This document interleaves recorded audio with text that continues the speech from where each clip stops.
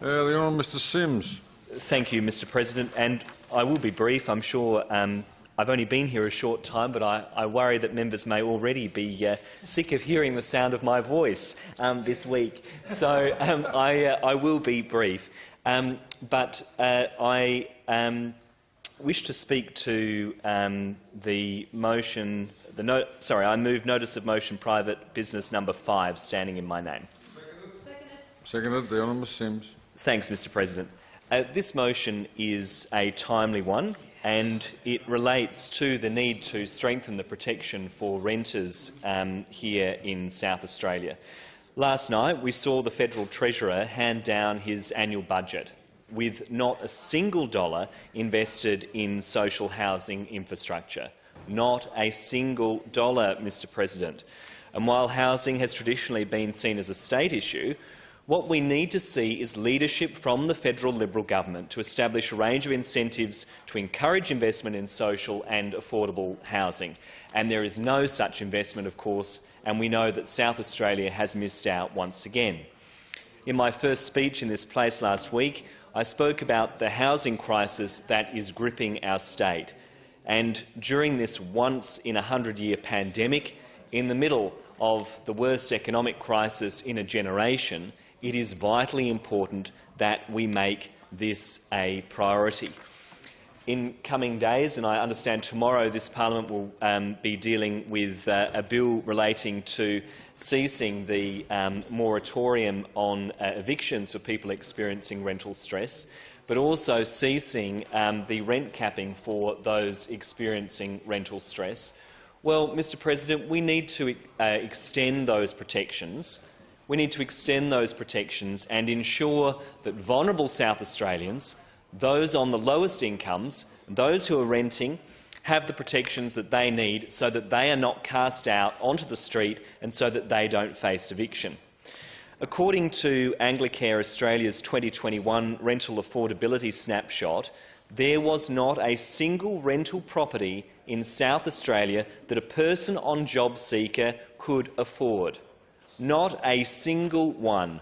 Well, that is an absolute disgrace. And that's out of 1,788 private rental properties advertised on the 26th of March. Not a single property was considered affordable for a person on JobSeeker. What an outrage that is. The report also found that there was no affordable properties for those on youth allowance, with just 4% of properties considered affordable for families with both parents on JobSeeker. Just 4%. In South Australia, the cost of rental house prices continues to rise significantly. In Adelaide, there's been a 2.1% increase over the past month and a 7.2% increase over the last year. In the Murraylands, a 3.3% increase over the past month and a 10.5% increase over the past year. Northern SA, a 9.9% increase over the past month and an 11.9% increase over the past year. And Southern SA, a 4.5% increase over the past month and a 21% increase over the past year. So again, we are seeing South Australians being hard hit by spiralling rent prices. And as I said in my first speech, South Australians should not be required to accept a housing system that puts private greed above the public good. It is not acceptable.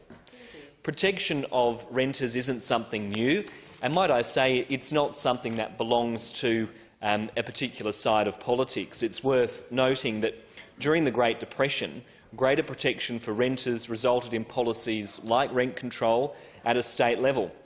And at a federal level too. The Menzies government introduced rent control in 1939. And then it was the Curtin Labor government that fixed rents at 1940 levels.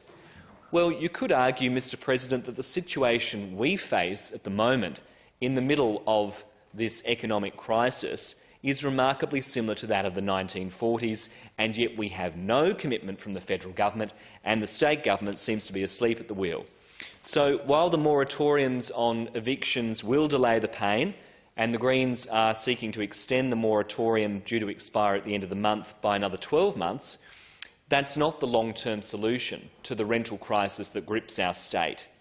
We need to invest in social housing, and we need the state Liberal government to step up to the plate and to do that. And we need to legislate for rent controls so that we can protect the most vulnerable people in our community from rent increases. It works in places like New York.